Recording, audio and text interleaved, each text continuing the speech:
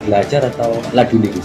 Iya, saya sendiri kan basicnya dari pondok pesantren ya. Di dalam pondok pesantren itu ada amalan-amalan yang memang ada pembelajarannya, ada sanadnya. Ada yang sanadnya dari kitab Syamsul Ma'arif Kubro, dari Al-Buni Al-Maliki maupun tentang kitab Al-Awfaq. Yang di situ beberapa kitab ada yang sambungannya sanadnya ke Sultan Al-Syekh Abdul Qadir Jailani. Sebelumnya mondok di mana jenengan? Kijeng ngapunten. Saya pernah ikut Abah Syuti Al-Ghazali gitu. Pernah juga di Pondok Al-Janatul Darul Ma'wa. Yang paling lama ya di tempat Abah Syuti Al-Ghazali. Babak belur.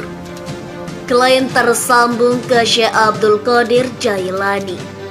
Ketua Pagar Nusa NU siap seret paksa Samsudi. Pagar Nusa, Pagar Nusa, lawan di bailah bila, lawan di bailah bila, harga mati, harga mati, sampai mati. Apalagi puncaknya kemarin pas lagi podcast sama dua orang YouTuber besar ya, yang Dr. Richard sama Denny Sumargo itu, dia membaca ayat salah, kemudian artinya salah. Dan ini aku rasa ulama harus turun tangan gitu, menasihati langsung. Ya, karena aku nggak punya akses langsung ke beliau untuk bicara menasihati, aku bikin konten juga. Karena kaidah dalam agama itu kalau kesalahan yang dilakukan secara sembunyi-sembunyi harus dinasihati sembunyi-sembunyi. Tapi kesalahan yang dilakukan secara terang-terangan harus dinasihati terang-terangan sehingga menjadi pelajaran bagi semua. Jadi aku membuat konten, ada 4 konten di TikTok. Yang 3 konten nasihat pertama bukannya didengarkan, kemudian dia menjadi berubah menjadi lebih tawadhu sedikit ya. Tapi malah bela diri, bilang begini begitu dan sebagainya. Cuma aku bilang ini orang aneh gitu. Soal ilmu keagamaan yang saya tanyakan itu bagaimana Mas Rizky? Keagamaan ya saya katakan hanya 5% juga ya, hanya 5%. Dia itu mau ngomong tidak mau menjalankan. Mau ngomong tidak mau menjalankan. Ya seperti halnya bagaimana caranya kita ABCD wajib sholat, dia nggak sholat. Nggak sholat. Kita wajib membaca Al-Quran, ya mohon maaf ya bacanya juga nggak terlalu lancar. Ya bisa tapi nggak terlalu lancar. Baca kitab bisa kita lihat di channel YouTube-nya dia, membaca kitab dari awal sampai akhir, penjelasannya yang panjang, baca kitabnya cuma alhamdulillah. Udah itu aja. Iya. Kalau kita katakan dia itu mondok, dari ceritanya dia mondok, ya kan, orang banyak yang percaya, tapi orang nggak tahu sepenuhnya cerita dari istrinya itu malah beda jalurnya. Ya, beda jalurnya. Dia pernah katanya mondok di ini berapa tahun ya kan. Iya. Sampai A, B, C, D, E, F. Tapi dari cerita istrinya, dia dari Lampung menikah ke Jawa Barat kerja, ya kan, kerja di pabrik besi. Di tahun yang diceritakan istrinya sama dengan tahun yang diceritakan Samsudin ketika mondok. Rambutnya dipanjang-panjangin, pakai tasbih di sini banyak-banyak. Orang sakti kok aksesorisnya banyak banget. Norak gitu. Orang sakti itu nggak perlu aksesoris yang banyak-banyak gitu. Dukun pelungat nipu ya cabul. Sama Mas Marcel, kalau kebanyakan dukun itu kalau nggak ngibul ya cabul. Karena saya adalah salah satu korban dari pengobatan alternatif pudin ini. Dan saya adalah korban yang tidak berani melapor dan bahkan bingung mau melapor kemana. Dan terima kasih adanya Bang Marcel sudah menyadarkan banyak warga Indonesia tentang perdukunan. Terima kasih Bang Marcel, saya dukung terus. Terima kasih. Gus Samsudin klaim ilmunya tersambung ke Syekh Abdul Qadir Jailani. Dilansir fifa.co.id. Samsudin Jadab, pemilik Padepokan Nurzat Sejati di Desa Rojawinangun, Kabupaten Blitar, Jawa Timur, jadi sorotan. Hal ini karena trik pengobatannya yang dipersoalkan Marcel Radival atau pesulap merah hingga ramai di media sosial. Samsudin juga disorot karena panggilannya yang kesohor disebut Gus Samsudin.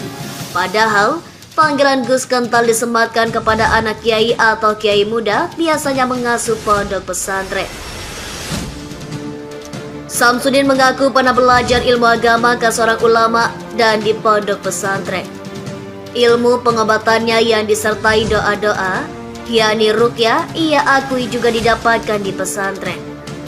Saya kan basicnya dari ponpes. Dalam ponpes itu ada amalan-amalan yang memang ada pembelajaran, ada sanad. Kata Samsudin di sela pemeriksaan di markas Polda Jatim di Surabaya, diikuti pada Sabtu 13 Agustus 2022. Samsudin mengaku pernah berguru ke Abbas Sayuti Al-Ghazali dari Cepu, Jawa Tengah. Pernah juga di Pondok Al-Janatul Darul Ma'wa, paling lama di Abbas Sayuti Al-Ghazali, tuturnya. Samsudin lantas menyebut salah satu kitab yang dia pelajari selama di pesantren, di antaranya kitab Syamsul Ma'arif Kubra karya Syekh Al-Buni Al-Maliki, yang berisi tentang ilmu hikmah, dan kitab Al-Alfa karya Imam Ghazali yang di dalamnya berisi tentang rahasia alam gaib. Di situ ada beberapa kitab yang sambungnya ke Syekh Abdul Qadir Jailani, tuturnya. Dengan bekal itulah Samsudin melakukan praktek pengobatan dengan doa-doa yang dikenal dengan ruqyah.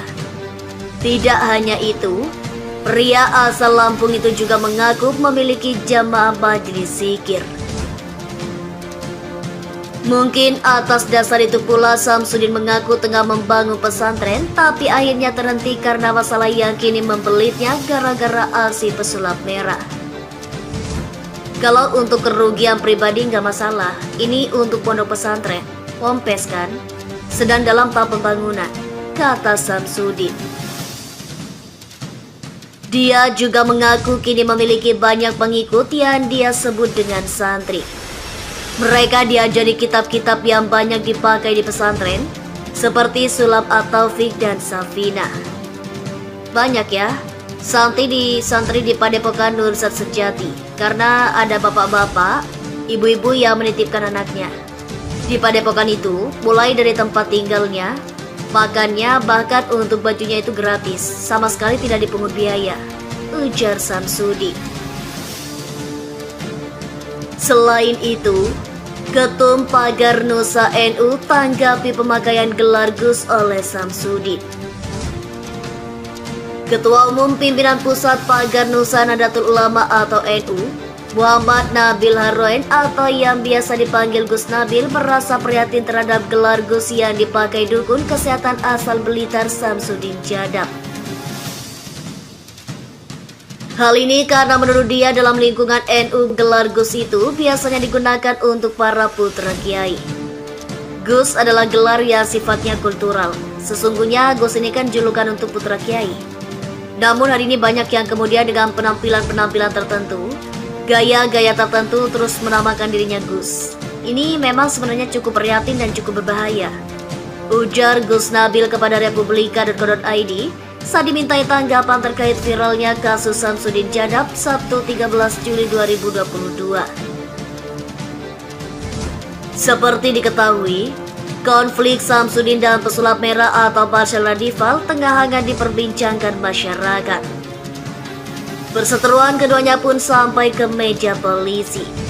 Samsudin melaporkan Marshal ke Sentra Pelayanan Kepolisian Terpadu atau SPKT Polda Jawa Timur atau Jatim pada Rabu 3 Agustus 2022 lalu. Laporan itu dibuat karena Samsudin merasa nama baiknya dicemarkan pesulap merah.